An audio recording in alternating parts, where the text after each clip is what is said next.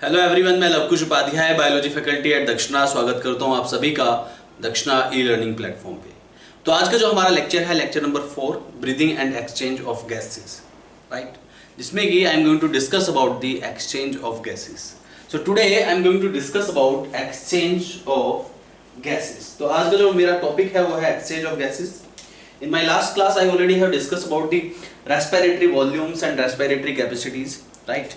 So today, exchange of gases की बात करते हैं। देखिए, जो gases का exchange होता है, you know, जैसा कि मैंने बताया आपको, जो मेजर स्टेप्स है रेस्पिरेशन में, सबसे पहले क्या होता है? ब्रीदिंग। ब्रीदिंग जिसको आप वेंटिलेशन भी बोलते हैं या एक्सटर्नल रेस्पिरेशन बोलते हैं, जिसमें कि गैसेज एक्सचेंज करती है, right, between the atmosphere and the lungs. Air और लंग्स के बीच में जो गैसेज एक्सचेंज होती है, that you called breathing, right. तो ब्रीदिंग के बाद जो गैसेज एक्सचेंज होती है वो होती है between lungs to blood, right. तो यहाँ पे हम बात करते हैं, ब्रीदिंग में दो मैकेनिज्म होते हैं, एक इंस्पायरेशन और एक्सपायरेशन। इंस्पायरेशन का मैकेनिज्म, एक्सपायरेशन का mechanism I already have discuss with you before. इसके अलावा यहाँ पे जब एयर लंग्स में चली जाती है, लंग्स में जाने के बाद वो वही एयर जो है फिर लंग्स से डिफ्यूज होकर ब्लड में एंटर करती है।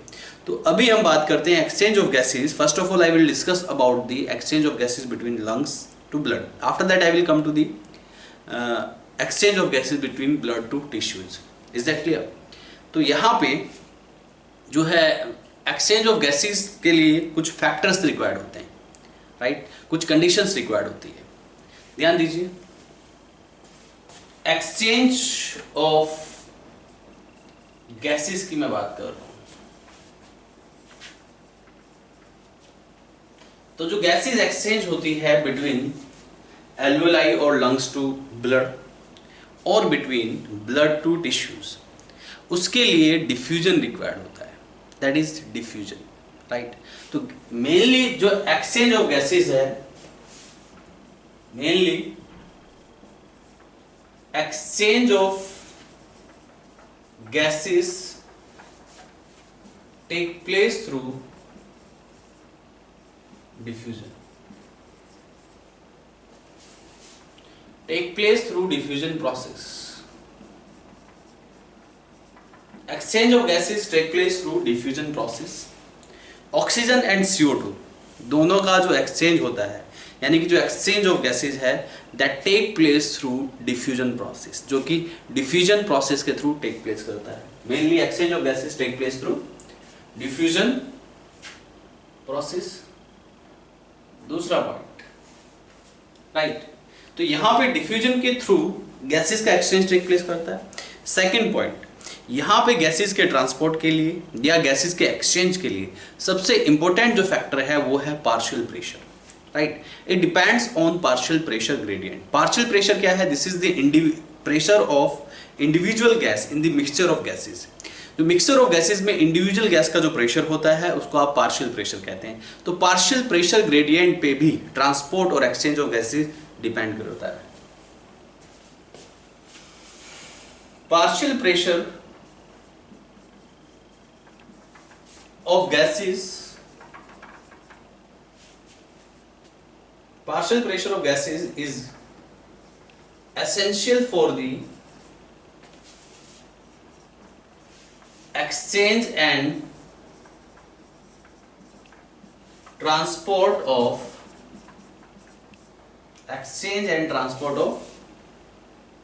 gases. Is that clear? तो ये भी है। अच्छा, एक चीज और, तो मेनली यहाँ पे जो गैसेज एक्सचेंज होती है बाय डिफ्यूजन प्रोसेस, लेकिन डिफ्यूजन प्रोसेस के थ्रू जो गैसेज एक्सचेंज हो रही है या गैसेज का ट्रांसपोर्ट हो रहा है, राइट, तो वहां पे भी कुछ फैक्टर्स इन्वॉल्व हैं। There are some factors which generally affect the diffusion process at the time of gases exchange, right? ये बात आप याद रखिएगा। Next point, factors affecting the diffusion of gases. Diffusion of gases. Gases के diffusion के लिए जो मेजर फैक्टर्स हैं जो कि डिफ्यूजन ऑफ गैसेस को अफेक्ट करते हैं, so these factors involve, factors affecting diffusion of gases, number one is, तो जो पहला फैक्टर है जो कि डिफ्यूजन ऑफ गैसेस को अफेक्ट करता है, सबसे पहला जो फैक्टर है इसमें solubility of gases, solubility of gases. Number 2, membrane thickness,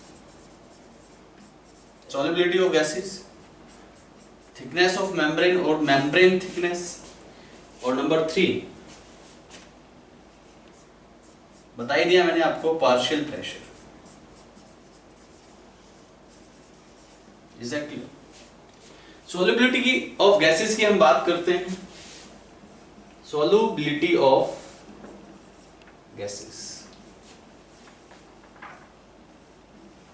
gases की जितनी ज्यादा सोल्युबिलिटी होगी, चाहे वो ऑक्सीजन हो या फिर CO2 हो, उसकी जितनी ज्यादा सोल्युबिलिटी होगी यानी कि उतना ही ज्यादा diffusion will take place.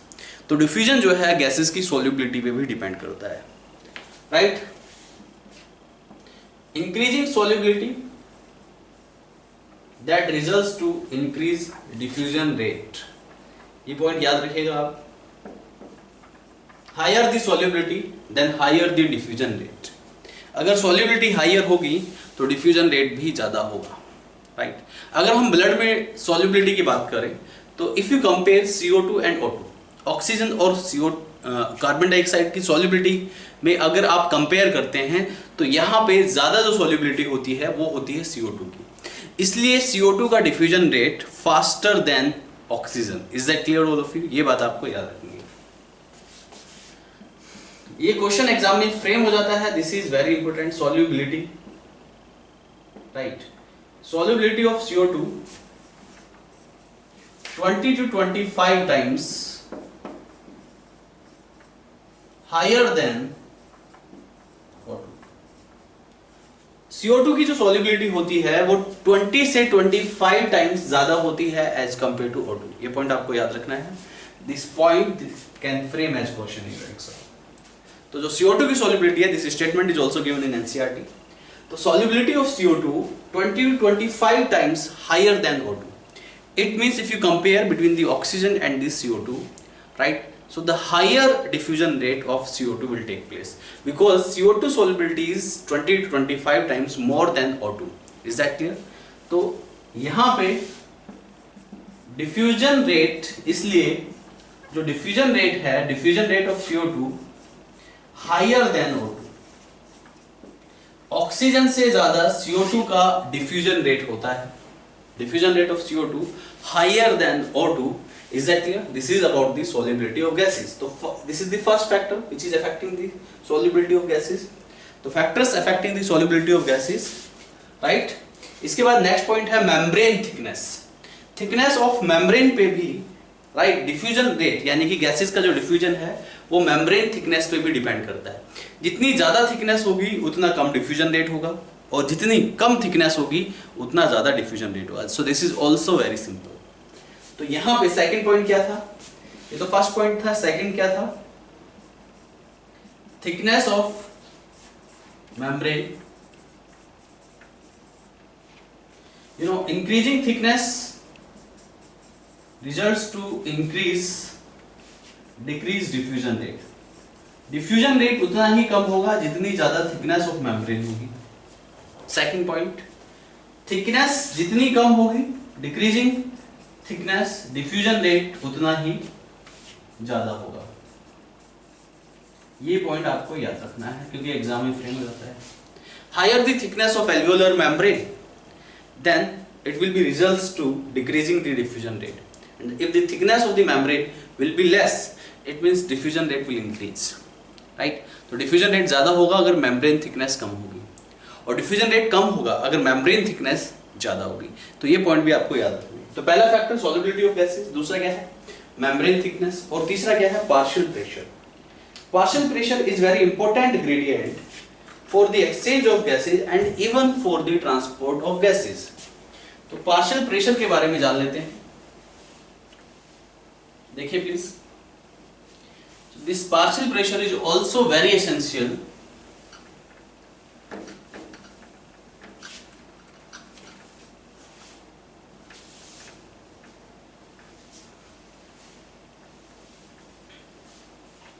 Partial pressure of gases. तो जो एक्सचेंज ऑफ गैसेस है या ट्रांसपोर्ट ऑफ गैसेस है, that depends on partial pressure also. and that is the important gradient, very essential gradient for the exchange of gases and even for the transport of gases. पहला जो step मैंने बताया था आपको, breathing बताया था। Breathing के बाद exchange of gases between alveoli and blood. अब जब ब्लड में गैसेस आएगी उसके बाद वो ट्रांसपोर्ट होगा। तो गैसेस के एक्सचेंज के लिए भी बिटवीन एल्वोलाई टू ब्लड और या फिर between tissues to blood and even for the transportation of gases, partial pressure is very important gradient. तो पार्शियल प्रेशर समझ लीजिए, देखिए please, listen carefully. Next is partial pressure. Partial pressure क्या होता है? This is the pressure of individual gas in mixture of gases. लिखिए पहले इसके बारे में। This is the pressure of individual gas in mixture of gases. Mixture of gases या फिर एयर में राइट जो प्रेशर होता है एक इंडिविजुअल गैस का, उसे आप पार्शियल प्रेशर कहते हैं। पार्शियल प्रेशर सिर्फ इंडिविजुअल गैस का लिया जाता है, कंप्लीट एयर का पार्शियल प्रेशर नहीं लिया जाता है, या सारी गैसेस का इकट्ठा पार्शियल प्रेशर आप कंसीडर नहीं कर सकते हैं, क्योंकि इंडिविजुअल गैस का पार्शियल प्रेशर जो है वो अलग अलग होता है। तो गैसेस की जो मूवमेंट होती है, gases always, the movement of gases always take place from higher partial pressure to low partial pressure. So movement of gases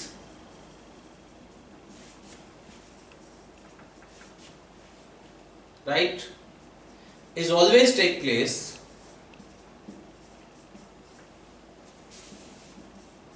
from higher partial pressure to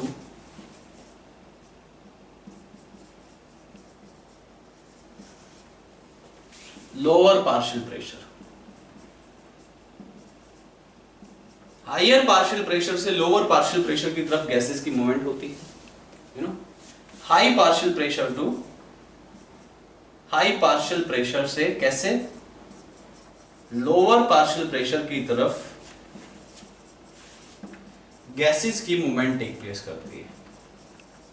ये बात आपको याद रखनी है, राइट। हमेशा गैसेस की जो मूवमेंट होगी, चाहे वो ऑक्सीजन हो या फिर CO2 हो, उसकी मूवमेंट हमेशा जो होगी from higher partial pressure to lower partial pressure will take place.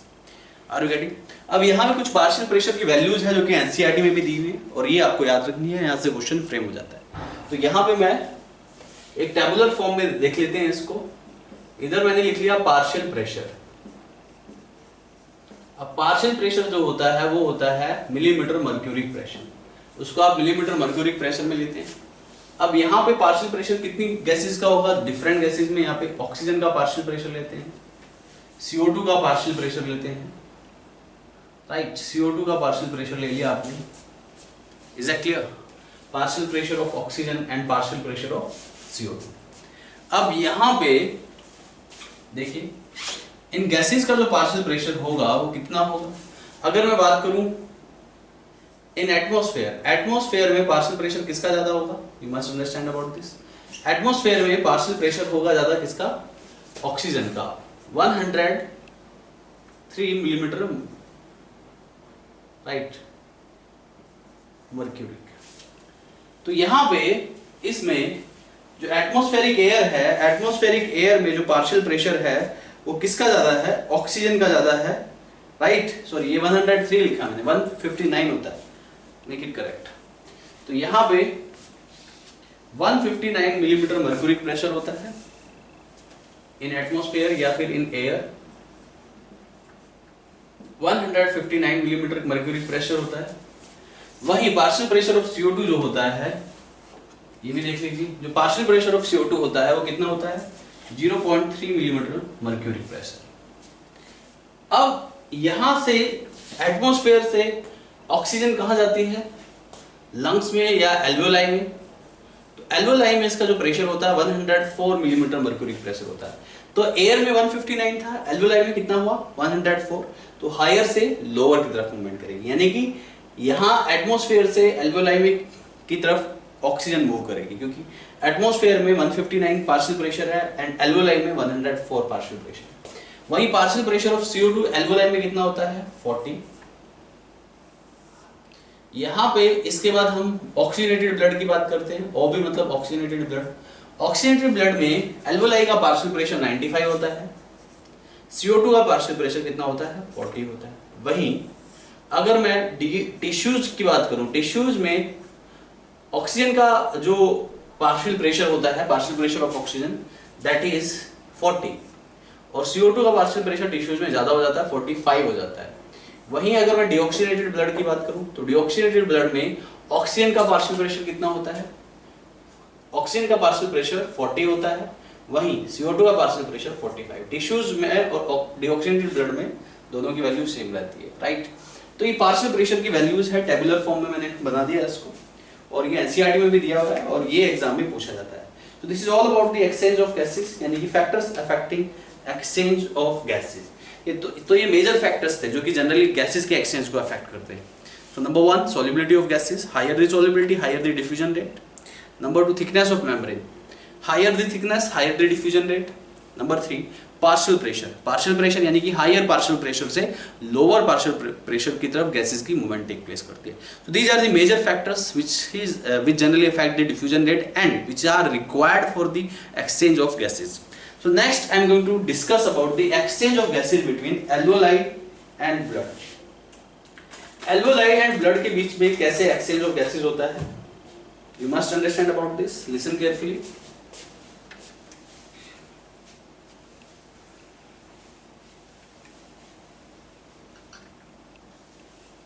Please ध्यान दीजिए। Exchange of gases between alveoli and blood. Alveoli और ब्लड के बीच में एक्सचेंज ऑफ गैसेस कैसे होगा, you have to understand about this. देखिए प्लीज, अगर मैं exchange of gases between alveoli and blood की बात करूं तो another topic is exchange of gases between alveoli and blood। देखिए प्लीज ध्यान दीजिए।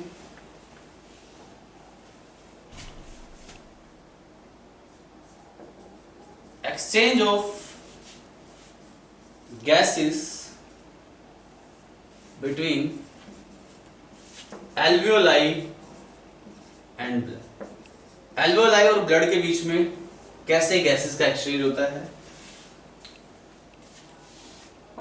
You must understand about this. Listen carefully. देखिए, जैसे कि मैं आपको पहले ही बता चुका हूँ कि गैसेस जो एक्सचेंज होती है, ट्रांसपोर्ट होती है थ्रू डिफ्यूजन प्रोसेस। इसके लिए पार्शियल प्रेशर ग्रेडियंट की रिक्वायरमेंट होती है, मेम्ब्रेन की थिकनेस पे भी डिपेंड करता है। ये तीनों फैक्टर्स मैं आपको बता चुका हूँ। तो यहाँ पे एल्वियोलाई में पार्शियल प्रेशर ऑफ ऑक्सीजन ज़्यादा होगा और ब्लड में पार्शियल प्रेशर ऑफ ऑक्सीजन कम होगा। तो इसलिए जो ऑक्सीजन का जो डिफ्यूजन होगा right from alveoli to blood, वही partial pressure of CO2 that will be less in alveoli and high in blood. और यहाँ पे एट द सेम टाइम जो CO2 एक्सचेंज होगा फ्रॉम ब्लड टू एल्वियोलाई, फिर एल्वियोलाई और lung से वो CO2 बाहर निकल जाएगी। ये बात आपको याद रखनी है। तो यहाँ पे जो एक्सचेंज ऑफ गैसेज होता है, exchange of gases take place through alveolar membrane, right? alveolar membrane के थ्रू टेक प्लेस करता है और यहां पे diffusion of oxygen take place करता है फ्रॉम alveoli टू ब्लड, जहां पे की high partial pressure of O2 होता है एल्वियोलाई में और low partial pressure of O2 यानी कि ब्लड में होता है, जिसकी तरफ ये मूव करता है, राइट। तो इस तरीके से होता है यहाँ पे। इसके अलावा यहाँ पे डिफ्यूजन ऑफ CO2 होता है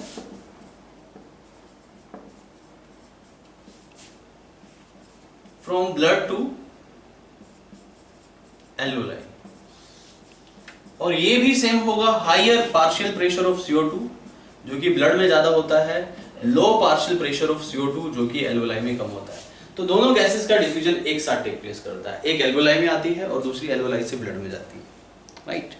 तो ये है यहाँ पे जो डिफ्यूजन टेक प्लेस करता है diffusion of gases take place through alveolar membrane. जैसे कि मैं आपको पहले ही बता चुका हूं कि ये जो डिफ्यूजन ऑफ गैसेस है एल्वेलर मेम्ब्रेन के थ्रू टेक प्लेस करता है। और यहां पे जो एल्वेलर मेम्ब्रेन की थिकनेस है, ये पॉइंट लिख लीजिए, एग्जाम में पूछा जा सकता है। Thickness of alveolar membrane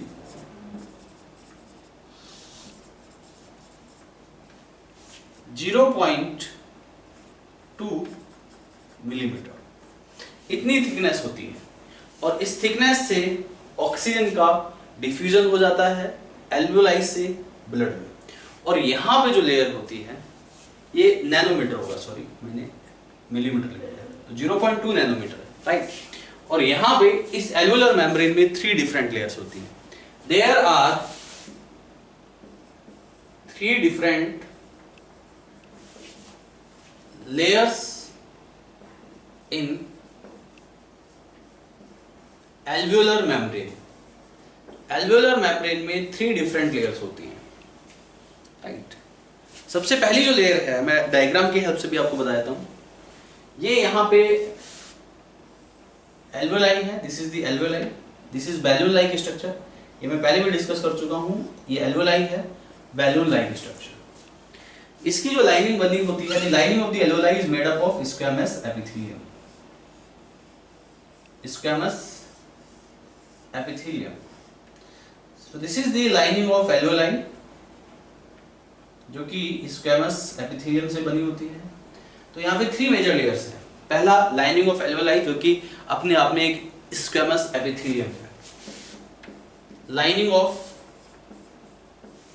alveoli, that is squamous epithelium। Are you getting? Second is basement membrane। अगला क्या है? इसमें जो नेक्स्ट लेयर होती है that is basement membrane, जो कि एक कनेक्टिव टिश्यू से बना होता है। This is basement membrane। ये देखिए, ये क्या है? ये क्या है? The surrounding of alveoli, this is basement membrane. तो जो दूसरी लेयर होती है, second layer is basement membrane. तो पहली layer squamous epithelium, this is squamous epithelium. जो दूसरी लेयर है वो है basement membrane. And the third layer is endothelial of blood capillaries. You know, ये एंडोथेलियल ऑफ ब्लड कैपिलरीज, ये जो ब्लड कैपिलरीज हैं, जो पल्मोनरी आर्टरी डिऑक्सीनेटेड ब्लड लेके आती है, आपने पढ़ा होगा हार्ट से लंग्स में। तो पल्मोनरी आर्टरी में ये डिविजन्स होते हैं blood capillaries, and these blood capillaries are present in the form of thin sheet in the surrounding of the alveoli, right. And that is looking like the flowing of blood. सिर्फ वो ऐसा दिखाई देता है कि जैसे एल्वेओलाई के surrounding में ब्लड फ्लो हो रहा है, लेकिन वहां पे वो माइन्यूट ब्लड कैपिलरीज होती है जिससे कि ब्लड फ्लो टेक प्लेस करता है। जो तीसरी लेयर होगी यहाँ पे, देखिए थर्ड लेयर इज व्हाट, देखिए तीसरी layer, this is the lining of blood capillary. ये मैंने एल्वेओलाई के सराउंडिंग में एक ब्लड कैपिलरी, एक चैनल, एक ब्लड कैपिलरी बना दिया है, राइट। तो इस ब्लड कैपिलरीज के थ्रू पास होती है आरबीसी। इस आरबीसी के साथ बाइंड करती है ऑक्सीजन। ये यहाँ पे आरबीसी मैंने बना दी है। Is that clear? This is about RBCs, red blood cell, right. तो यहाँ पे आप देख रहे हैं कि ये जो डिफ्यूजन टेक प्लेस करता है थ्रू 3 मेम्ब्रेन्स। पहली जो मेम्ब्रेन है स्क्वैमस एपिथेलियल, दूसरी मेम्ब्रेन क्या है? Basement membrane, basement membrane. और जो तीसरी मेम्ब्रेन है endothelial of blood capillary, of blood capillary. तो ब्लड कैपिलरी की एंडोथेलियल जो है वो तीसरी मेम्ब्रेन है। ये जो तीसरी मेम्ब्रेन है, ये देख रहे हैं ना, this is endothelial, this is endothelial of blood capillary. तो इन तीनों मेम्ब्रेन से यहाँ पे गैसेस का डिफ्यूजन टेक प्लेस करता है। यहाँ पे एल्वेओलाई से ब्लड के अंदर ऑक्सीजन जाती है, और यहाँ पे ब्लड से एल्वेओलाई में क्या जाती है? CO2 जाती है, राइट। तो CO2 एट द एंड ये बाहर निकल जाएगी एटमॉस्फेयर में, ऑक्सीजन एटमॉस्फेयर से अंदर आती है। तो ऑक्सीजन एटमॉस्फेयर से एल्वुलाई में आई, एल्वुलाई से वही ऑक्सीजन ब्लड कैपिलरीज में आरबीसी के साथ बाइंड करके ट्रांसपोर्ट करती है। इसके बाद ये जो CO2 है, ये CO2 भी ब्लड में जो प्रेजेंट होती है ये इसमें डिफ्यूज हो जाती है और फिर ये यहाँ से एटमॉस्फेयर में डिफ्यूज हो जाती है। तो ये जो डिफ्यूजन टेक प्लेस करता है, take place through 3 different membrane. Is that clear? इसके बाद हम बात करते हैं about next is what, next है, you must understand about this, next is exchange of gases between blood to tissues, right? So this is the exchange of gases which take place through three different layer of alveolar membrane between alveoli and the blood. अब ये blood से, blood में आएंगी ये oxygen, oxygen जैसे ही blood में आती है आरबीसीज के साथ बाइंड करके टिश्यू तक पहुंचती है, क्योंकि टिश्यूज में उस ऑक्सीजन का यूटिलाइजेशन होना है। तो टिश्यूज में उस ऑक्सीजन का जब यूटिलाइजेशन होना है, it means that will reach to the tissue, वो टिश्यू तक जाएगी। अब वहां पे भी exchange of gases take place करता है, याद रहे।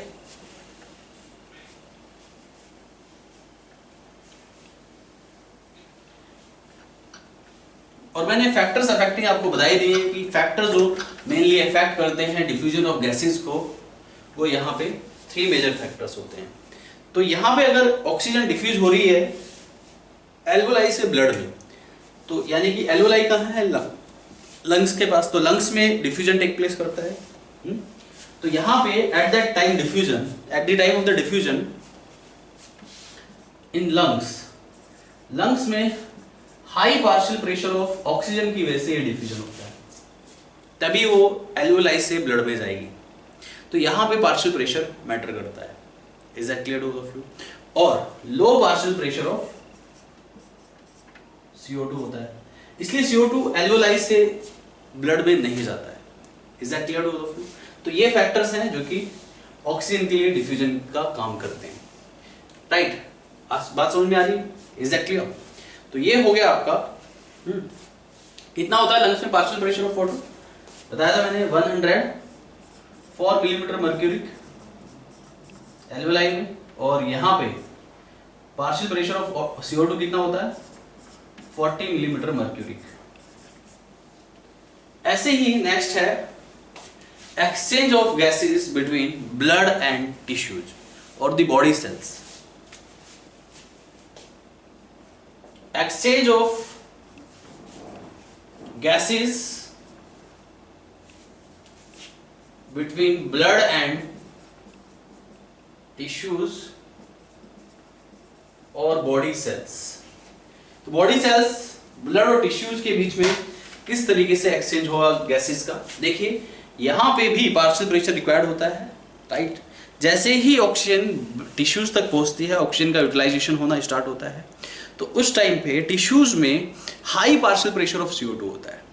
तो टिश्यूज से, right, high partial pressure of CO2 होता है, तो टिश्यूज से ब्लड में ऑक्सीजन CO2 आएगा at the level of the tissue, और वहीं at the level of tissue blood से टिश्यूज में ऑक्सीजन जाएगा, राइट? तो याद रहे, इन आर्टेरियल ब्लड आपको पता होना चाहिए कि जो ऑक्सीजन ट्रांसपोर्ट होती है थ्रू ऑक्सीडेटेड ब्लड, जिसको आप आर्टेरियल ब्लड कहते हैं, आर्टरीज से। In arterial blood high partial pressure of O2, low partial pressure of CO2, इसको आप ऑक्सीडेटेड ब्लड भी कह सकते हैं। तो it means that is responsible for, you know, that is responsible high pressure partial pressure of O2 in arterial blood and low partial pressure of CO2 in arterial blood, that results to, you know, diffusion of oxygen from blood to tissues, right? वहीं in tissues or the body cells, tissues और body cells, ये partial pressure में पहले ही लिखा चुका हूं आपको, ये मेजर फैक्टर्स है। टिश्यूज और बॉडी सेल्स में high partial pressure of CO2 होता है and low partial pressure of O2 होता है, and that results to diffusion of CO2 from blood to, from tissues to blood, ठीक है? टिश्यूज से ब्लड में CO2 एंटर करेगी, diffusion of CO2 from tissues to blood. Exchange of gases between blood and tissue, ये major points है, ये आप याद रखिएगा। इसके बाद I am going to discuss in detail about the right what transport of gases. तो ये एक्सचेंज ऑफ गैसेस हो गया। इसके बाद another important topic that you called transport of gases, जिसको आप ट्रांसपोर्ट ऑफ गैसेस कहते हैं, ये समझ लीजिए। यहाँ पे ट्रांसपोर्ट ऑफ गैसेस की अगर मैं बात करूं तो ट्रांसपोर्ट ऑफ गैसेस में सबसे पहले जो मेजर रेस्पिरेटरी गैसेस है वो है ऑक्सीजन, और दूसरी जो रेस्पिरेटरी गैस है वो CO2। तो सबसे पहले मैं बात करता हूं transport of oxygen. Oxygen blood में किस तरीके से ट्रांसपोर्ट होती है ये आपको पता होना चाहिए। So listen carefully about. Now I am going to discuss about the transport of gases. First of all, I am going to discuss about transport of oxygen. Transport of oxygen. Oxygen का transport कैसे होता है, you must understand about this. देखिए oxygen की अगर मैं बात करूं तो ऑक्सीजन का जो ट्रांसपोर्ट होता है 97% oxygen transport with RBC. Red blood cells are very essential in our body, in our blood, because the primary role of red blood cells is the transport of gases. Transport of gases is the primary role of the RBCs. तो RBCs जो है आपको पता होगा RBCs के बारे में। RBCs generally mammals में इन्यूक्लिएटेड होती है, न्यूक्लियस एब्सेंट होता है, और भी काफ़ी सारे सेल ऑर्गेनल्स इसमें एब्सेंट होते हैं, जिससे कि इसका जो मैक्सिमम एरिया है वो ऑक्सीजन को कैरी कर सके और हीमोग्लोबिन को एकोमोडेट कर सके। आरबीसीज के पास हीमोग्लोबिन होता है और उसी हीमोग्लोबिन के साथ ऑक्सीजन कैरी करती है। तो याद रहे 97% ऑक्सीजन, कितनी 97% ऑक्सीजन कैरी विद आरबीसी। ये आरबीसीज के साथ कैरी होती है 97% ऑक्सीजन, वहीं 3% oxygen carry with right dissolved plasma. तो डिसॉल्व्ड प्लाज्मा में 3% ऑक्सीजन ट्रांसपोर्ट होती है, कैरी होती है, और 97% ऑक्सीजन आरबीसीज के थ्रू कैरी होती है। तो ये बात आपको याद रखनी है, पहला पॉइंट तो ये। Is that clear? 97% oxygen transport with RBC and 3% oxygen transport in the form of dissolved plasma. अब ये जो 97% ऑक्सीजन है जो कि आरबीसी के साथ कैरी करती है, ये आरबीसीज के साथ इसलिए कैरी करती है क्योंकि आरबीसीज के पास हीमोग्लोबिन होता है। Is that clear to all of you? In RBCs having haemoglobin, RBC के पास हीमोग्लोबिन होता है और इस हीमोग्लोबिन के थ्रू ऑक्सीजन ट्रांसपोर्ट होती है। Is that clear to all of you? यहां पे याद रहे आपको कि एक हीमोग्लोबिन मॉलिक्यूल के साथ, वन हीमोग्लोबिन के साथ 4 ऑक्सीजन मॉलिक्यूल ट्रांसपोर्ट होते हैं। कितने? 4 ऑक्सीजन मॉलिक्यूल। ऐसा क्यों? क्योंकि एक हीमोग्लोबिन के पास 4 पॉलीपेप्टाइड होते हैं। उन 4 पॉलीपेप्टाइड में 4 हीम ग्रुप होंगे। हीमोग्लोबिन इसलिए बोलते हैं क्योंकि इसमें एक इनऑर्गेनिक प्रोस्थेटिक ग्रुप होता है हीम, राइट? और 4 हीम के पास 4 आयरन एटम होता है, 4 आयरन एटम्स होते हैं, और एक आयरन एटम के साथ एक ऑक्सीजन बाइंड करती है। तो एक हीमोग्लोबिन में 4 आयरन एटम है। कितने आयरन एटम है? There are 4 iron atoms in one haemoglobin, right? It means 4 oxygen will transport with one haemoglobin molecule. अभी जो ऑक्सीजन है ये हीमोग्लोबिन के साथ बाइंड करती है रिवर्सिबली, राइट? लंग्स में ये एसोसिएट हो जाती है हीमोग्लोबिन के साथ in the presence of higher partial pressure of oxygen. वैसे ही जब ये टिश्यू के पास जाती है तो टिश्यूज में lower partial pressure of oxygen की वजह से ये डिसोसिएट हो जाती है। तो याद रहे कि लंग्स में इनका एसोसिएशन होता है, हीमोग्लोबिन ऑक्सीजन के साथ बाइंड होता है, फिर वही टिश्यूज में ऑक्सीजन हीमोग्लोबिन को फ्री कर देती है, यानी कि डिसोसिएशन हो जाता है। तो वो एक तरफ बाइंड करता है, दूसरी तरफ फ्री कर देता है। इट मींस ऑक्सीजन हीमोग्लोबिन के साथ रिवर्सिबली बाइंड करती है, लंग्स में एसोसिएट होती है और टिश्यूज में जाके डिसोसिएट हो जाती है, राइट? तो यहां पे oxygen binds with haemoglobin, oxygen haemoglobin के साथ बाइंड करती है रिवर्सिबली। तो रिवर्सिबल अटैचमेंट होता है ये। तो रिवर्सिबली ऑक्सीजन हीमोग्लोबिन के साथ बाइंड करती है। देखिए हीमोग्लोबिन के साथ ऑक्सीजन बाइंड करती है इन लंग्स। कहां पे? लंग्स में हीमोग्लोबिन के साथ ऑक्सीजन बाइंड करती है और ये बनाता है ऑक्सी हीमोग्लोबिन। HbO2 मतलब ऑक्सी हीमोग्लोबिन, राइट। अभी जो ऑक्सी हीमोग्लोबिन है, एक हीमोग्लोबिन के साथ कितने ऑक्सीजन बाइंड होते हैं? 4 ऑक्सीजन। क्यों? क्योंकि एक हीमोग्लोबिन के पास राइट 4 हीम, और 4 हीम में 4 आयरन एटम, उन चारों आयरन एटम के साथ हीमोग्लोबिन बाइंड करता है। लंग्स में ऐसा होता है। वहीं ये हीमोग्लोबिन डिसोसिएट हो जाता है। देखिए मैंने बोला ये रिवर्सिबल प्रोसेस है। लंग्स में ये एसोसिएट होता है हीमोग्लोबिन, ऑक्सीजन के साथ ऑक्सी हीमोग्लोबिन बनाता है। वहीं ये ऑक्सी हीमोग्लोबिन जब टिश्यूज में जाता है, when it will reach to the tissue, जब ये टिश्यूज में जाएगा तो इट विल डिसोसिएट। देखिए राइट, तो ये एक रिवर्सिबल रिएक्शन है, यानी कि ऑक्सीजन हीमोग्लोबिन के साथ रिवर्सिबली बाइंड करती है। राइट, तो ये बहुत ही इंपॉर्टेंट पॉइंट है। एक चीज और, यहां पे 1 gram haemoglobin carry 1.34 ml oxygen. याद रहे, 1 ग्राम हीमोग्लोबिन कैरी करता है 1.3 ml ऑक्सीजन। तो आप अगर कैलकुलेट करें तो 100 gram haemoglobin carry 15 ml oxygen. 1 gram haemoglobin 1.34 ml right oxygen को कैरी करता है। Are you getting on? बात समझ में आ रही है? तो यहां पे 100 ग्राम हीमोग्लोबिन कितना ऑक्सीजन कैरी करेगा? 100 ग्राम हीमोग्लोबिन जो कैरी करेगा लगभग यहां पे कितना करेगा? 20 ml ऑक्सीजन। ये मैंने उल्टा लिख दिया यहां पे। लगभग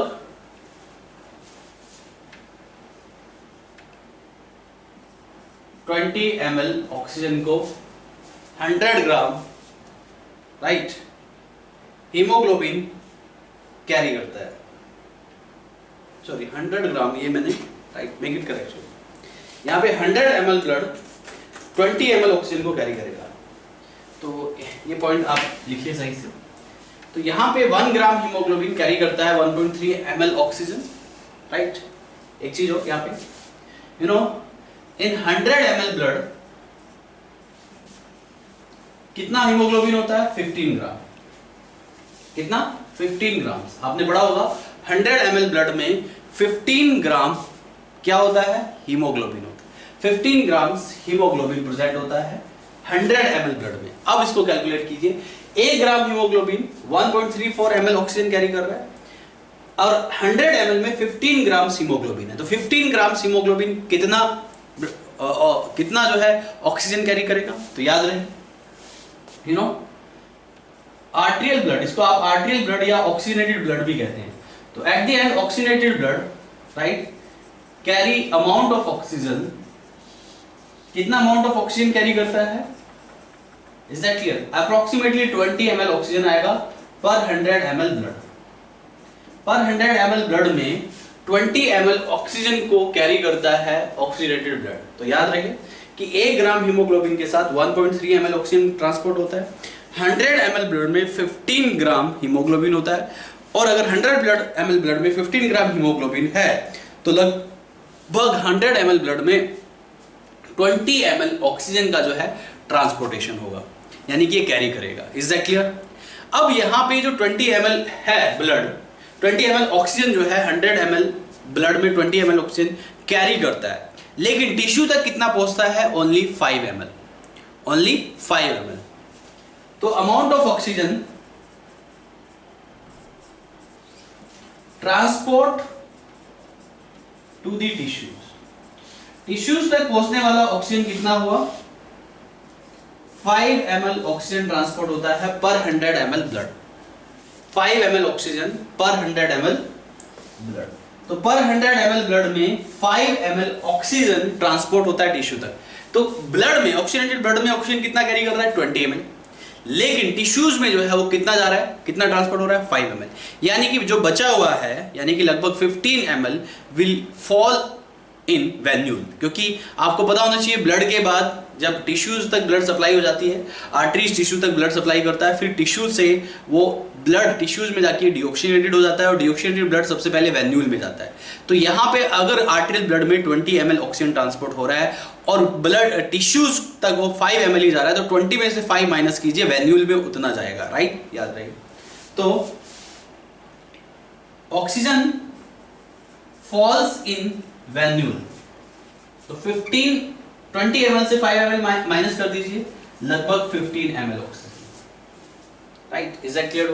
तो याद रखिए, ऑक्सीजन जो है हीमोग्लोबिन के साथ रिवर्सिबली बाइंड करता है, ये लंग्स में एसोसिएट करता है इन the presence of high partial pressure of oxygen, tissues में जाके डिसोसिएट हो जाता है, इसलिए रिवर्सिबली बाइंड करता है।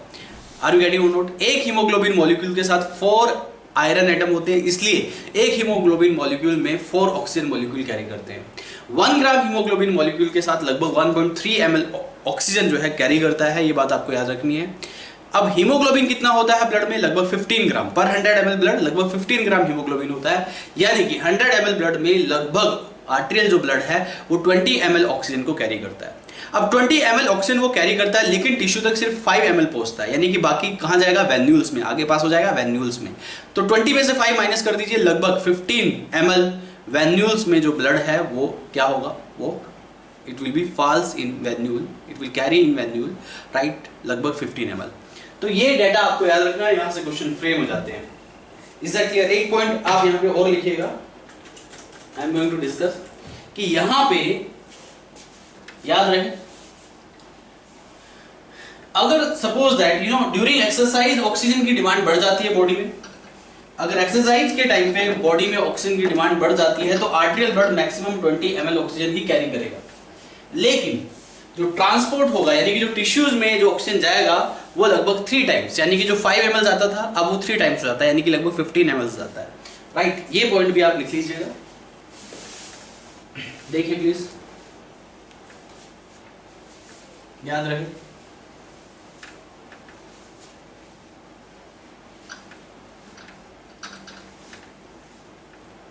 अब यहां पे ड्यूरिंग एक्सरसाइज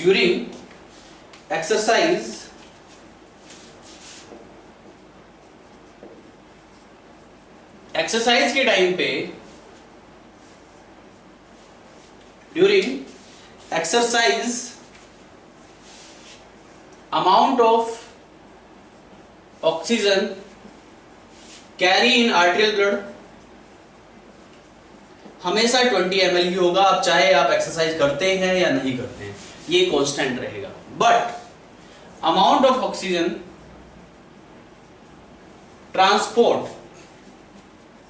टू टिश्यूज तक अमाउंट ऑफ ऑक्सीजन कितना जाएगा? अब ये बढ़ जाएगा 15 ml।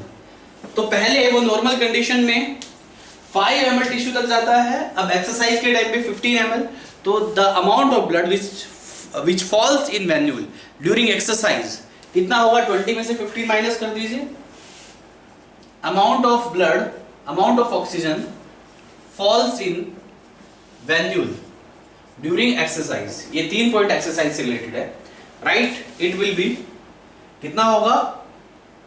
5 ml, 20 में से 15 माइनस कीजिए, approximately 5 ml will be falls in venule eight the time of exercise, क्योंकि एक्सरसाइज के टाइम पे हमारी ऑक्सीजन की डिमांड बढ़ जाती है और 3 टाइम्स हम ऑक्सीजन का कंजप्शन स्टार्ट कर देते हैं, तो वहाँ पे जो वेन्यूल्स में जो ब्लड ऑक्सीजन जाएगी that will be only 5 ml, right. तो ये हो गया आपका क्या? This is about transport of oxygen. अब very important topic, there is another very important topic that you called oxygen dissociation curve, right. इससे क्वेश्चन फ्रेम हो जाते हैं। ऑक्सीजन डिसोसिएशन कर्व को आप ध्यान से समझिएगा। Is that clear to all of you? Now see about the oxygen dissociation curve. ये पॉइंट लिख लीजिएगा। Oxygen dissociation curve, this is very important, exam में यहां से क्वेश्चन फ्रेम हो जाते हैं, तो you have to understand about the another topic that you called oxygen dissociation curve. तो यहां पे अगला टॉपिक क्या है बेटा? अगला टॉपिक है ऑक्सीजन डिसोसिएशन कर्व। अब ये ऑक्सीजन डिसोसिएशन कर्व क्या होती है? You must understand about this. Oxygen dissociation curve, अगर ऑक्सीजन डिसोसिएशन कर्व की हम बात करें तो oxygen dissociation curve, this is the graphical representation between partial pressure of oxygen and percentage saturation with haemoglobin, right. तो ये एक रिलेशनशिप है, ग्राफिकल रिप्रेजेंटेशन है between partial pressure of oxygen के पार्शियल प्रेशर के बीच में and even right percentage saturation with haemoglobin. तो ये बात आपको याद रखनी है, ध्यान दीजिए। तो यहां पे ये मैंने ग्राफ ड्रॉ किया, ये वाली लाइन इंडिकेट करती है पार्शियल प्रेशर ऑफ ऑक्सीजन को, राइट, एंड ये वाली लाइन इंडिकेट करती है परसेंटेज सैचुरेशन विद हीमोग्लोबिन को, यानी कि हीमोग्लोबिन, यानी कि कितने हीमोग्लोबिन का सैचुरेशन हो रहा है, कितने हीमोग्लोबिन के साथ ऑक्सीजन बाइंड कर रही है, right, percentage saturation with haemoglobin, ये वाली लाइन इसको इंडिकेट करती है partial pressure of oxygen. Is that clear? इसमें आप वैल्यूज लिख लीजिए, 0, 20, 40, 60, 80, 100, इस तरीके से वैल्यू आप मेंशन कर सकते हैं। ऐसे ही यहाँ पे 20, 40, 60, 80 और 100, राइट। अब यहाँ पे जो ऑक्सीजन डिसोसिएशन कर्व है, this is the what, this is graphical representation between, this is graphical representation between partial pressure of oxygen and percentage saturation with hemoglobin, right? ये है ऑक्सीजन डिसोसिएशन कर्व। ये oxygen dissociation curve की shape कैसी होती है? S shape, या फिर आप ये कह सकते हैं सिग्मोइड कर्व। कैसी होती है ये? इसको आप सिग्मोइड कर्व भी कहते हैं। यहाँ पे ऑक्सीजन डिसोसिएशन कर्व जो है कैसी है, देखिए please, this is oxygen dissociation curve, this is S shape और sigmoid curve, this is somewhat S shape और सिग्मोइड कर्व, जिसको आप ऑक्सीजन डिसोसिएशन कर्व कहते हैं। थोड़ा सा इसको और मॉडिफाई कर लीजिए, ठीक है। तो ये ऑक्सीजन डिसोसिएशन कर्व है एस से। Is that clear? बात समझ में आती है? अब यहाँ पे आपको एक पॉइंट याद रखना है कि जैसे जैसे पार्शियल प्रेशर ऑफ ऑक्सीजन बढ़ेगा वैसे वैसे सैचुरेशन परसेंटेज भी बढ़ती जाएगी, यानी कि हीमोग्लोबिन बाइंडिंग बढ़ती जाएगी। Is that clear to all of you? एक यहाँ पे वैल्यू होती है P50 वैल्यू। ये P50 वैल्यू क्या है? This P50 value is 25 millimetre mercury pressure, यानी कि देखिए यहाँ पे पार्शियल प्रेशर को आप किस में मेजर करते हैं? मिलीमीटर मर्क्यूरी प्रेशर में। लगभग 25 वैल्यू पे यहाँ पे लगभग कितना परसेंट सैचुरेशन होता है? देखिए लगभग 50% सैचुरेशन है। तो P50 का मतलब ये है कि दिस इज दी P50 क्या है? This is the value of partial pressure at which 50% saturation take place. तो यहाँ पे कितनी वैल्यू है? 25 पे यहाँ पे 50% सैचुरेशन टेक प्लेस कर रहा है, तो ये P50 वैल्यू होगी। तो P50 वैल्यू से भी एग्जाम में क्वेश्चन फ्रेम हो जाता है। This is very important. तो P50 वैल्यू क्या है, ये बात आपको याद रखनी है। P50 value, this is the value of partial pressure at which, this is value of partial pressure at which 50% hemoglobin saturation take place। तो ये वैल्यू ऑफ पार्शियल प्रेशर है जिसपे कि 50% हीमोग्लोबिन का सैचुरेशन टेक प्लेस करता है, इसको आप P50 वैल्यू कहते हैं। और यहाँ पे एक नॉर्मल सिग्मोइड कर्व में जो P50 वैल्यू है वो 25 मिलीमीटर मर्क्यूरी प्रेशर है। ये बात आपको याद रखनी है। This is the value of partial pressure at which 50% haemoglobin saturation take place. Is that clear to all of you?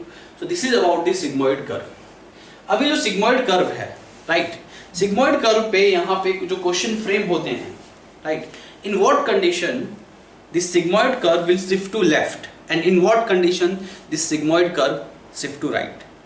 तो यहाँ पे sigmoid curve में दो कंडीशन देखी जाती है। there are two conditions, shift to left and shift to right। और shift to left and shift to right पे क्वेश्चन एग्जाम में फ्रेम हो जाता है। तो समझिएगा about shift to left and shift to right, what is exactly shift to left and shift to right, you must understand about this। देखिए please. तो सबसे पहले मैं shift to left की बात कर रहा हूँ, राइट।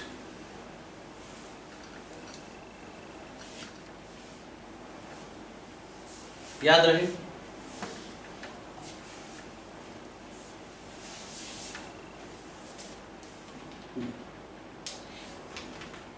ये मैं यहां पे इमेजिनरी लाइन ड्रॉ कर रहा हूं। सपोज दैट अगर ये कर्व, देखिए ये ऊपर, अगर ये कर्व थोड़ा ऊपर चली जाती है, that you called shift to,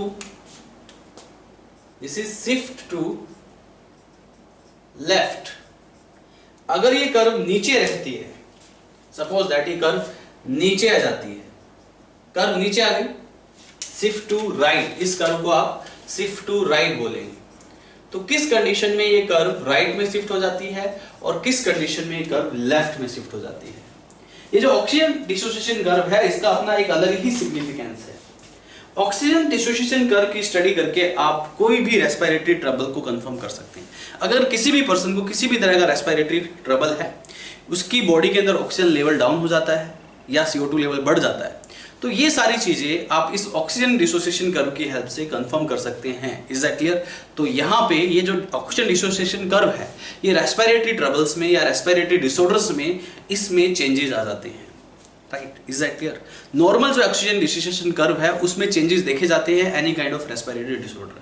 तो इससे आप एनालिसिस भी कर सकते हैं कि किसी पर्टिकुलर पर्सन को कोई रेस्पिरेटरी डिफिकल्टी तो नहीं है, ऑक्सीजन लेवल कितना जा रहा है, इसके लेवल से देख के, इसके लेवल को देख के आप ये कंफर्म कर सकते हैं।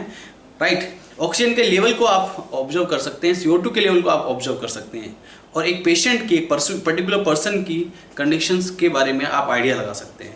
If any deviation will take place in this oxygen dissociation curve, अगर नॉर्मल ऑक्सीजन डिसोसिएशन कर्व में कोई डेविएशन टेक प्लेस करता है, you can easily confirm right what kind of problem it is. एक है यहाँ पे मैंने बोला कि ये जो normal S shape sigmoid curve है, oxygen dissociation curve, is that clear? इसके लिए मैंने दो इमेजिनरी कर्व यहाँ पे ड्रॉ किए हैं, एक ऊपर की तरफ that you called shift to left, और एक नीचे की तरफ that you called shift to right. अब ये कर्व किस कंडीशन में शिफ्ट टू लेफ्ट होती है और ये कर्व किस कंडीशन में शिफ्ट टू राइट होती है, you must understand about this. इस पे यहाँ पे एग्जाम में क्वेश्चन फ्रेम हो जाता है। तो यहाँ पे मैं बात कर रहा हूँ शिफ्ट टू लेफ्ट, कर्व यानी कि ऊपर जा रही है। अगर कर्व ऊपर जा रही है, it means what? It means percentage saturation बढ़ रहा है, it means more binding oxygen with haemoglobin, haemoglobin के साथ ऑक्सीजन ज्यादा बाइंड हो रहा है। Is that clear all of you? In case of shift to left, right? तो शिफ्ट टू लेफ्ट में जनरली परसेंटेज सैचुरेशन इंक्रीजेस, और आप ये भी कह सकते हैं binding of haemoglobin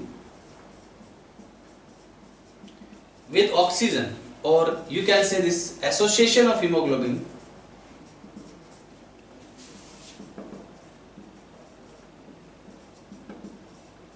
with oxygen, this is percentage saturation increases, right? In this case with oxygen increases.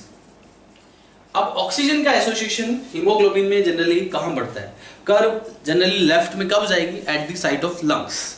याद रहे, सबसे ज्यादा जो एसोसिएशन होता है हीमोग्लोबिन का ऑक्सीजन के साथ at the site of lungs. तो शिफ्ट टू लेफ्ट कहां पे देखी जाती है curve? Generally eight the site of lungs. Is that clear? Eight the site of lungs. और जब कर्व शिफ्ट टू लेफ्ट होती है, ऐसी कौन कौन सी कंडीशन है जिसमें कर्व लेफ्ट में शिफ्ट हो जाती है? राइट, तो कंडीशंस वो कौन कौन सी कंडीशन है when the curve shift to left? पहला, जब कर्व शिफ्ट टू लेफ्ट होता है तो यानी कि increasing partial pressure of O2, oxygen की हीमोग्लोबिन के साथ बाइंडिंग बढ़ रही है, यानी कि curve will shift to left, and उसके लिए कंडीशंस क्या होगी? Increasing partial pressure of O2 का पार्शियल प्रेशर इंक्रीज होगा, decreasing partial pressure of CO2 का पार्शियल प्रेशर डिक्रीज होगा, टेम्परेचर यहाँ पे क्या होगा? इंक्रीज और डिक्रीज, टेम्परेचर यहाँ पे डिक्रीज होता है। लेफ्ट में अगर कर्व शिफ्ट होती है, ये जनरली एग्जाम में क्वेश्चन पूछे जाते हैं, आपको अच्छे से याद करना है। लेफ्ट में जब कर्व शिफ्ट होगी तो टेम्परेचर जनरली लो होगा, लो टेम्परेचर पे curve shift to left shift हो जाती है। Is that clear?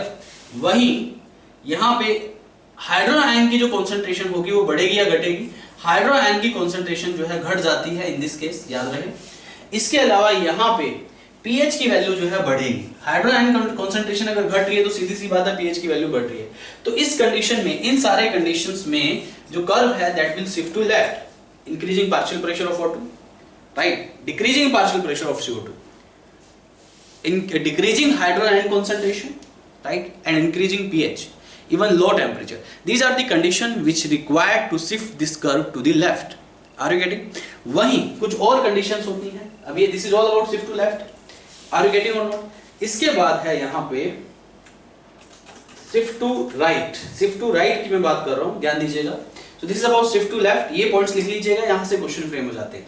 अब now I'm going to discuss about curve जब नीचे गई है. नीचे गई है मतलब shift to right. Shift to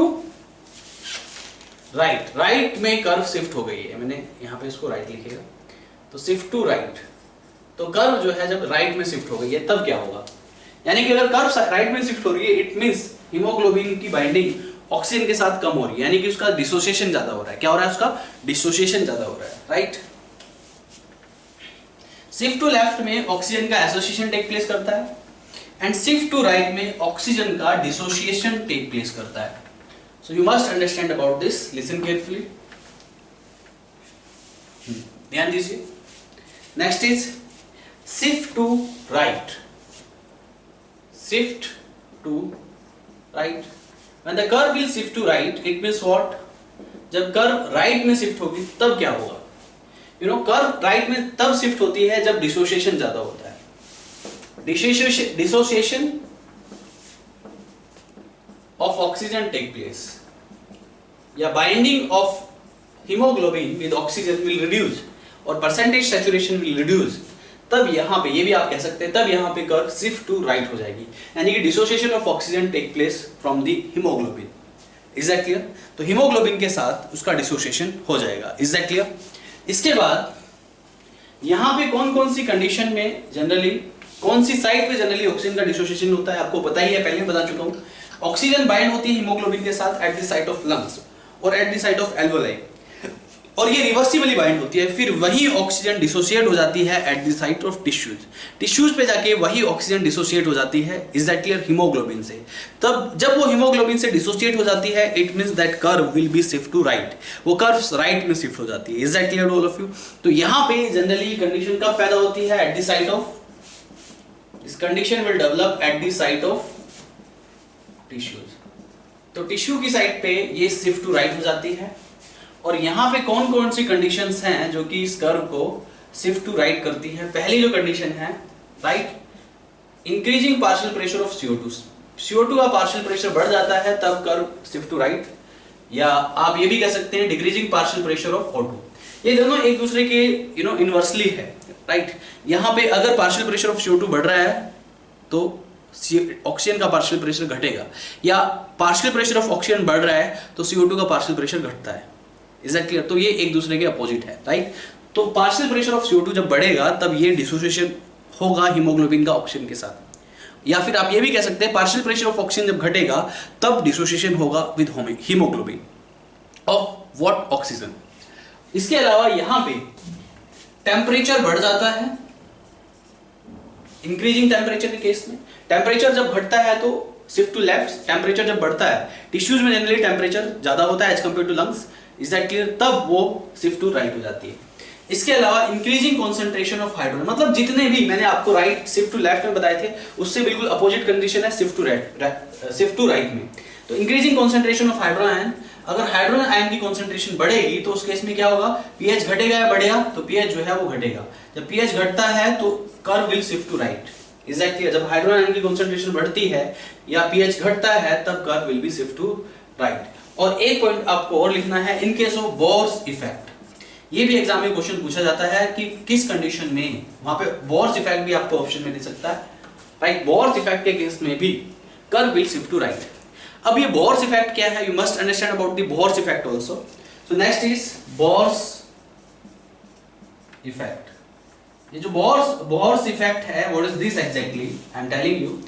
in case of Bohr's effect में एग्जैक्टली होता क्या है? You know, when the partial pressure of CO2 will increase, when the partial pressure of CO2 will rise or pH will decrease, is that clear? That results to decreasing the binding affinity with oxygen.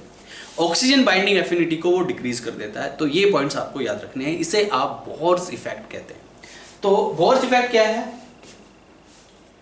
When partial pressure of CO2 rise, जब partial pressure of CO2 rise होता है, बढ़ता है, right, उसकी वजह से क्या होगा, और डिक्रीजिंग पीएच, जब पार्शियल प्रेशर ऑफ CO2 बढ़ेगा और डिक्रीजिंग पीएच या फिर पीएच डिक्रीज होगा, दैट रिजल्ट्स टू, इसकी वजह से क्या होगा, that results to decrease the oxygen binding affinity. Oxygen binding affinity घट जाएगी with haemoglobin, right. Oxygen binding affinity कब घटती है, इसे आप बोर्स इफेक्ट कहते हैं। बोर्स इफेक्ट मतलब when partial pressure of CO2 will rise और पीएच विल डिक्रीज। तो दोनों कंडीशन एक ही है, जब पार्शियल प्रेशर ऑफ CO2 बढ़ता है तो पीएच डिक्रीज होता है, हाइड्रोजन आयन की कंसंट्रेशन बढ़ जाती है तो पीएच डिक्रीज होता है। When the partial pressure of CO2 will increase और pH decrease, that results to decrease the binding affinity of oxygen. Oxygen की बाइंडिंग एफिनिटी कम हो जाएगी, यानी कि ऑक्सीजन का डिसोसिएशन ज्यादा होगा। तो कर्व अगर right curve will be shift to right, then in this condition also curve will shift to right। तो बॉर्च इफेक्ट के केस में भी जो कर्व है वो राइट में शिफ्ट हो जाती है। ये पॉइंट्स आपको याद रखने हैं। तो ये shift to left, shift to right आपको अच्छे से अपने नोटबुक में लिखने हैं। यहाँ से क्वेश्चन डेफिनेटली फ्रेम होता है और इसको में सबसे ज्यादा कंफ्यूजन होता है स्टूडेंट्स को, तो इसको आपको अच्छे से पढ़ना है। Is that clear? So this is all about the oxygen dissociation curve, about the shift to left and about the shift to right. इसके बाद oxygen dissociation curve of foetal haemoglobin and oxygen dissociation curve of myoglobin, right. इनको भी समझ लीजिए, right. ये भी यहाँ पे कभी कभी पूछे जाते हैं, राइट। तो यहाँ पे oxygen dissociation curve of haemoglobin and oxygen dissociation curve with haemoglobin of foetus और विद मायोग्लोबिन। तो this is all about oxygen dissociation curve. तो देखिए नेक्स्ट, प्लीज लिसन केयरफुली।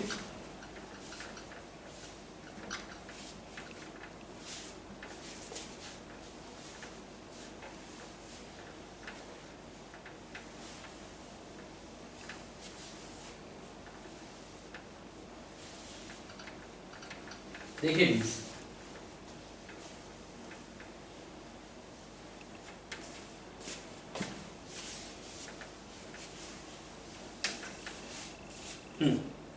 ध्यान दीजिए।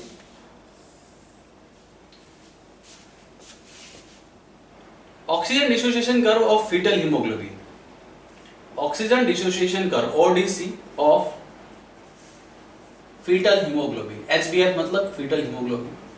अगर मैं oxygen dissociation curve of foetal haemoglobin की बात करूं तो देखिए, generally in case of foetal haemoglobin, जो फीटल हीमोग्लोबिन होता है that is different in structure and उसकी जो बाइंडिंग एफिनिटी होती है वो हीमोग्लोबिन से, एक नॉर्मल हीमोग्लोबिन से, मैटरनल हीमोग्लोबिन से उसकी बाइंडिंग एफिनिटी ज्यादा होती है। ये बात आपको याद रखनी है। तो जो फीटल हीमोग्लोबिन है HBF, this is different in structure. इसमें पॉलीपेप्टाइड भी अलग अलग होती हैं, डिफरेंट इन स्ट्रक्चर। एंड यहाँ पे जो फीटल हीमोग्लोबिन है having more binding affinity with oxygen. Oxygen के साथ इसकी बाइंडिंग एफिनिटी ज्यादा होती है। कितनी परसेंट ज्यादा होती है? 30% मोर बाइंडिंग एफिनिटी होती है। 30% ज्यादा बाइंडिंग एफिनिटी होती है फीटल हीमोग्लोबिन की मैटरनल हीमोग्लोबिन के कंपैरिजन में। Is that clear? Maternal haemoglobin की जो बाइंडिंग एफिनिटी होती है 30% तक कम होती है। फीटल हीमोग्लोबिन की जो बाइंडिंग एफिनिटी होती है वो 30% यानी कि ज्यादा होती है as compare to maternal haemoglobin. Is that clear? तो HBF यानी कि different in structure, is that clear, and more binding affinity with oxygen 30% ज्यादा होती है। तो अगर आप इसकी कर्व देखते हैं, if you compare this foetal haemoglobin with the maternal haemoglobin, this curve will shift to left as compare to maternal haemoglobin. अब बाइंडिंग एफिनिटी ज्यादा है तो फीटल हीमोग्लोबिन की जो कर्व होगी वो लेफ्ट में होगी।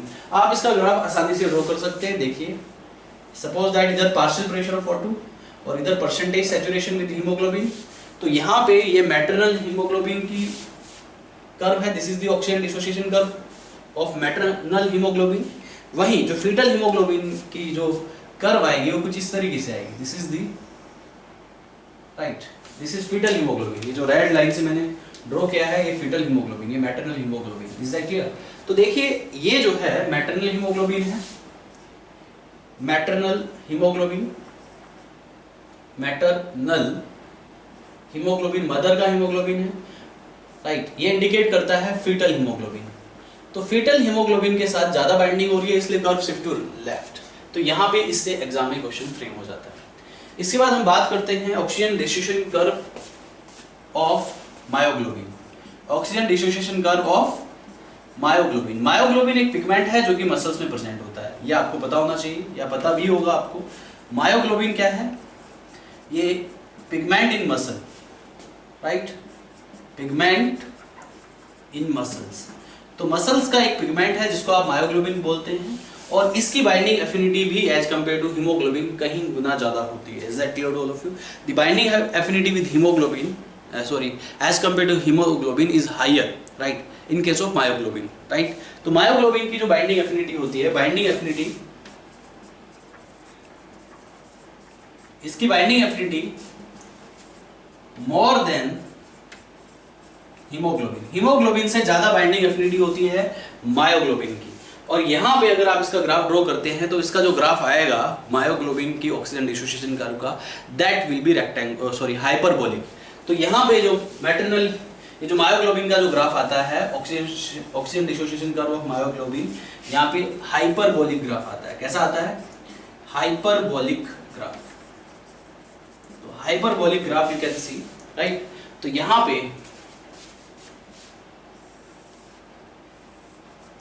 Partial pressure of oxygen, percentage saturation, ये नॉर्मल जो आप कर्व देख रहे हैं, this is the curve for foetal haemoglobin. You can see this is the sigmoid curve, sorry not foetal haemoglobin, this is normal haemoglobin. ये haemoglobin के लिए curve है, सिग्मोइड कर्व है। लेकिन मायोग्लोबिन के लिए जो कर्व आती है वो कुछ इस तरीके से आती है, हाइपरबोलिक। सो इस तरीके से कर्व आएगी मायोग्लोबिन की। देखिए हाइपरबोलिक कर्व है, this is the curve for myoglobin. किसके लिए है ये मायोग्लोबिन के लिए है, मायोग्लोबिन। एंड ये किसके लिए कर्व है? This is the curve for haemoglobin. तो यहाँ पे हाइपरबोलिक कर्व आ रही है।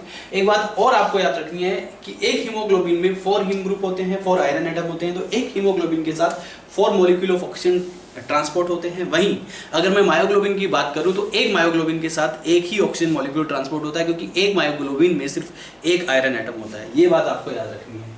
तो 1 मायोग्लोबिन, 1 आयरन एटम, और एक आयरन एटम के साथ कितने ऑक्सीजन कैरी करेंगे? 1 oxygen will carry. Is that clear all of you? बात समझ में आ रही है? तो यहाँ पे इसलिए इसका हाइपरबोलिक ग्राफ आता है। Is that clear? So this is all about oxygen dissociation curve, right. Foetal haemoglobin की ऑक्सीजन डिसोसिएशन कर्व और मायोग्लोबिन की oxygen dissociation curve. So this is all about oxygen dissociation curve. यहाँ से exam में question frame हो जाते हैं, खासकर shift to left, shift to right, ये कंडीशंस पे क्वेश्चंस बन जाते हैं। तो ये आपको अच्छे से याद करना है।